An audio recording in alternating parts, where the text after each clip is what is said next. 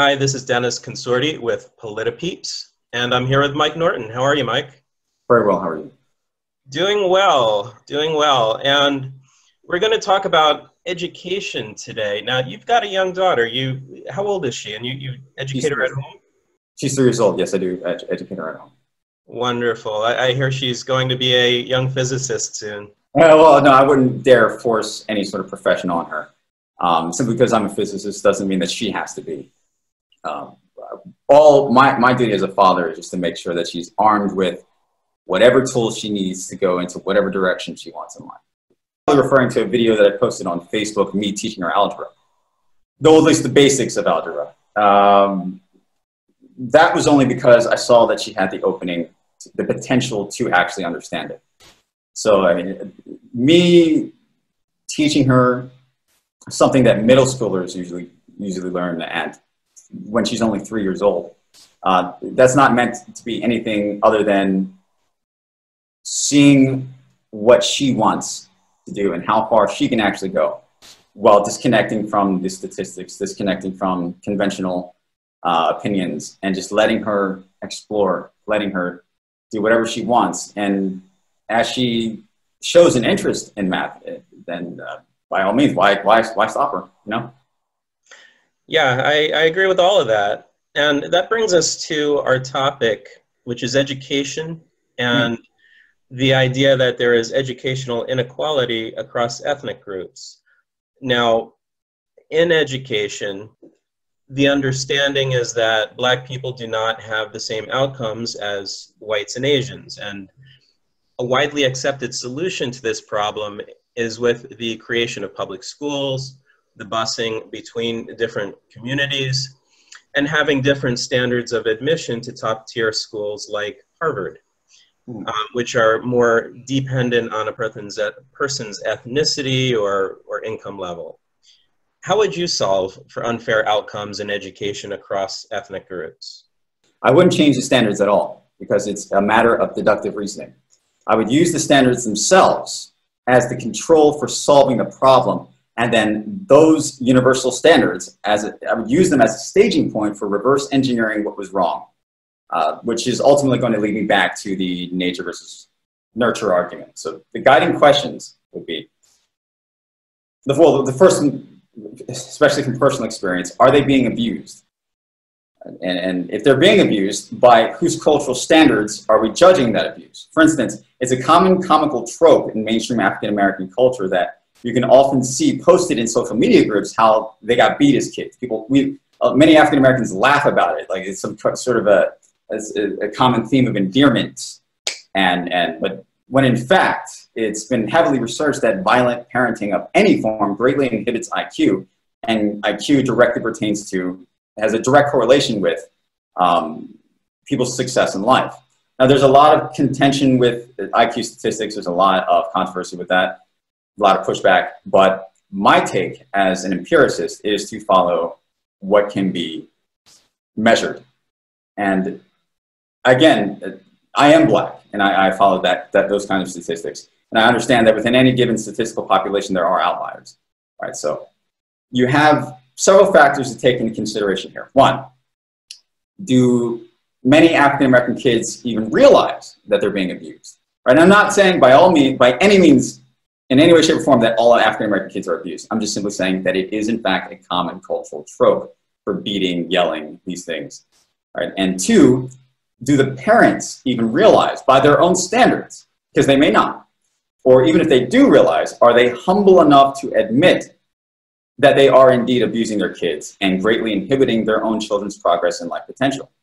Right? And then there's cultural evolutionary psychology to take into consideration of envious distraction from other Blacks in the school system who aren't as focused on their studies as others may be.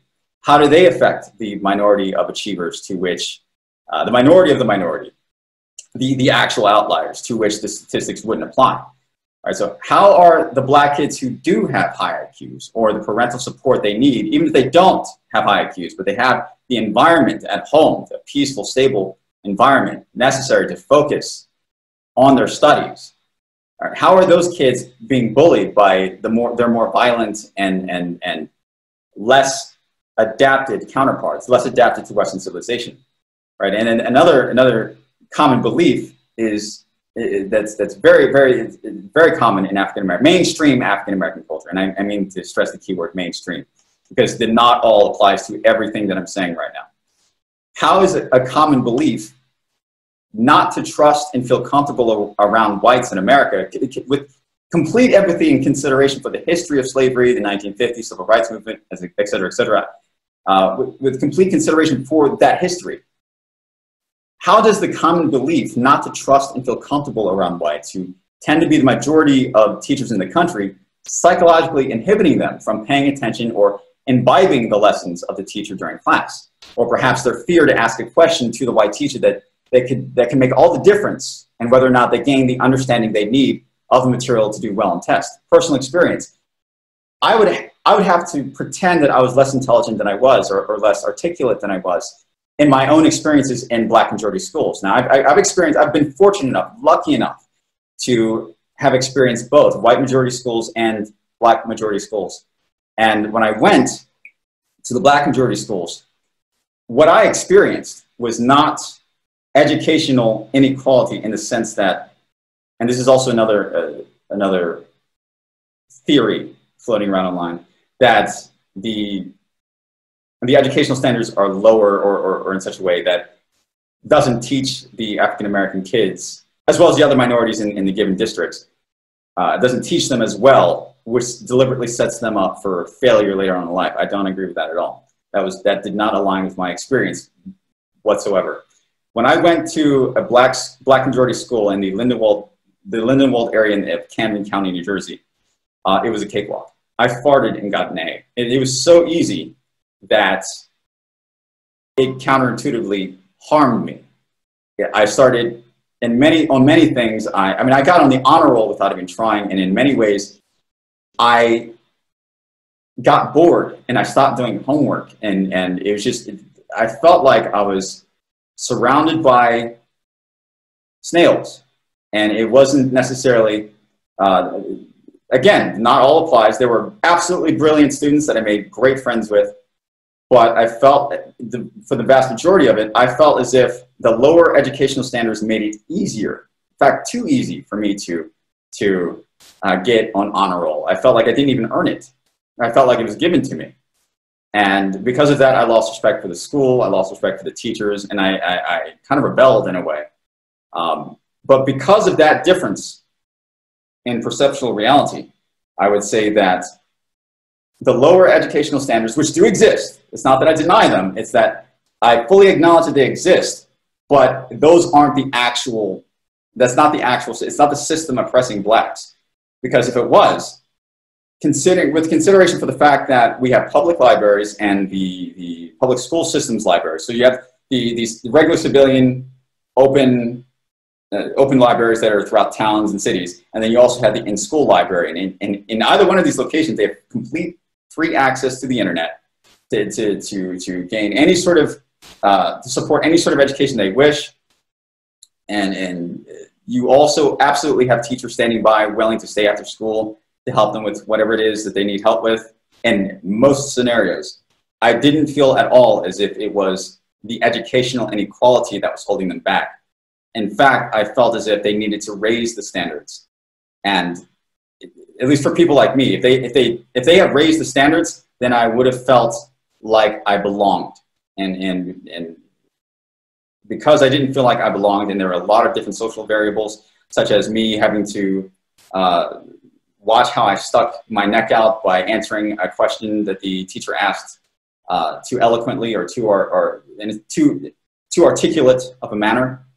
The sort of attention that would bring to me, negative attention, being called derogatory racial names such as Uncle Tom, Sambo, and what that would mean in their cultural viewpoint as being thought weak, and what being thought weak meant, which meant you were naturally going to be tested by anyone who thought that they could beat you up. So basically, my experience in the ghetto schools, and that's I mean, just be real, that's what they are, was I was either slowed down by my own self-inhibition due to a lack of respect that I gained from the ease of the classes, as well as people I literally had to fist fight off for simply standing out and being a little different. And in order to earn the peace that I needed in the classroom in order to focus on what it is that I was actually interested in. And that has nothing to do with the system. That has nothing to do with black oppression or needing to change the standards. In fact, they need to raise the standards, or at least keep them the same for everyone, because that is a form of racism. That's, hey, you're black, therefore, well, let's change everything about how we do things. Let's treat you special so that we give you this degree, we give you honor roll. That's how it felt. I felt like I was given honor roll. And without regard for how the international reputation of inconsequence to changing the standards will affect whether or not people respect your educational level to begin with, right? You ask a person who was trained in a white majority school and didn't have to, they didn't have standards changed for them, they would most likely choose, not based on race, but whoever had the higher qualifications, right? And there's a lot of different ways we can dissect that, such as whether or not people at Ivy League schools were born to someone famous, or sired by someone famous, and then they just through connections. That happens as well. But in general, by keeping the standards either as they are or even increasing them, when a black person finally does demonstrate the content of character necessary to earn whatever educational certification that they need, be it a diploma or a degree, the world will know that that black person actually earned it. It wasn't given to them. They worked hard for it. So along with that, so I'm going off a little bit of a tangent, I apologize. How is the use of Ebonics? That's another thing I'd like to talk about, because when I spoke to teachers in black majority schools, I would speak to them in the same exact way that I'm speaking to you right now. And whereas the majority of the people around me spoke in Ebonics primarily, right? So here's another very counterintuitive look at how the intrinsic nature of mainstream African-American culture could be holding back blacks, is how the frequent use of Ebonics, or at least the primary use of Ebonics, affects the perception of reality in time, since it has been heavily researched that one's language, from Mandarin to English to French, affects people's perception of time and the decisions they make with investments, saving, et cetera, and how all that plays into their life outcome. So there's so many different ways we could break this down. There are lots of critical questions that I can ask and go on and on about, dissecting mainstream African-American cultural beliefs and how the axioms of those beliefs affected decision-making of African-Americans, and how those actions yield the results that we see in the statistics. Then we can go even deeper with the genetics of African-Americans and connect that into mainland Africans, and how the process of evolution over countless years have led them to be evolved for different environments than to sit in a typical Western academia and classroom, learning in a language that they may not have the same kind of genetic predisposition to pick up, such as people like Noam Chomsky proved. So how would I solve this? Just like when speaking about police brutality, I wouldn't.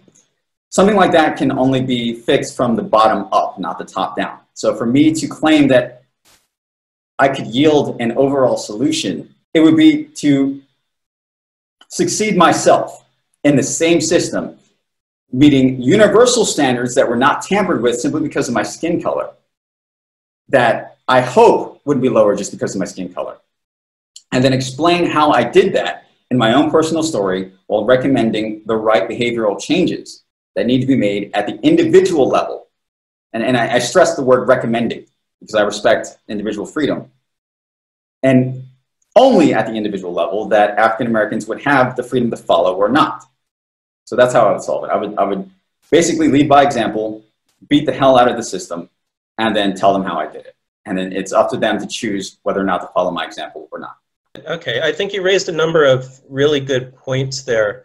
If I understood your argument correctly, what you're really saying is you would look to culture, family, a mistrust of whites, and abuse as some of the major causes for people not being successful in the American educational system in various ethnic groups. Does that sound about right? Yes, that's very accurate. And not, by no means am I saying that's the only reason, but I would say that those are the primary reasons, yes. Got it. Okay. Now, I actually grew up in a predominantly black neighborhood, and I was the little half-Asian kid on the block. And for my neighborhood, they did some busing. There was a main road that went down the middle of town, and it was nicknamed the Mason-Dixon line because on my side of the road was where all of the black people lived, and on the other side of the road was where everybody else lived. And in order to integrate the different neighborhoods, they would bus kids from my neighborhood to the schools that were more white in the past. And I was a product of this system, although I ended up walking to school more than I took the bus. What do you think about systems like busing between communities in order to integrate them? Does that help? Yes, absolutely. But the thing is, it comes to the cultural relativism. Busing, and I was busing in the same manner where they integrated the kids. Absolutely agree. I fully support integration. And most certainly the experience being exposed outside of my own bubble of African-American culture helped me to gain experiences with people of other races, not just white, Asian, just any ethnic group you can think of. And that helped to open my mind. The problem is, like I said earlier, is when you start to actually develop and internalize these mechanisms of, or at least these variables of self-evolution, and you start speaking differently, right? They're going to manifest in different ways. You start speaking differently. You perhaps listen to different music because you may have gotten some music from someone who is white and their parents went to a rock concert when that's typically not an African-American thing. Not typically anyway. Of course, there are blacks who go to rock concerts. I went to them. I'm talking about, I am deliberately speaking in generalities here. Maybe you got some form of music. It could be Asian, it could be Asian traditional music, Irish folk music, anything that deviated from the usual typical music within the African-American communities, being typically hip-hop and R&B. What does that make you look like to the other blacks who are not evolving, right? And because there's not going to be one collective awakening. That's not how sociality works. That's not how countries are built. That's not how anything works pertaining to human nature. It always happens at the individual level, which then catalyzes into a series of consequences that spread outwards rather than the top-down force of someone imposing their beliefs on someone else. Right? When that happens, then you have a violation of human rights. So when it comes down to willed evolution, I fully support integration. The problem is that not everybody is evolving at the same rates. And what compounds the issue is that not everyone is even aware of how advantageous integration actually is for the black community. Because the blacks that typically evolve by the process of integration, by perhaps learning Chinese or at least a bit of Chinese speaking on the bus, or developing micro-expressions, which is a natural process of communicating with other human beings. Micro-expressions, body language changes, all different kinds of variables that change as a consequence of this integration that may not catch on as quickly with the other blacks or whatever, insert ethnic group here. It doesn't have to be black people. How does that affect the differences in the rates of personal development and self-actualization with regard to integration, the different cultural influences that hit our epistemic limitations, how does that affect the natural inequality that would occur from that process, from people being faster or slower to take in those stimuli? So that's right how I answer that question. Got it. Okay. And you sort of touched on what some people call the soft racism of low expectations. Yeah. And the idea that you were on the honor roll because of what you looked like rather than your accomplishments. And even if it was because of your accomplishments, people judged you as if... If I may correct you, I didn't mean to imply that I was on the honor roll because of what I looked like. I meant to imply that because the educational standards tend to be lower in Black majority districts, it was exponentially easier for me to be, or to get on the honor roll. But no one looked at me and said, oh, he's Black, give him honor roll. It was because the educational standards had been changed to fit the speed of the majority of the minority in the given district. I was able to basically speed right past the rest of the Blacks in school. And it was so easy that I just didn't feel like I earned it. Got it. Okay, thanks for the clarification. Sure.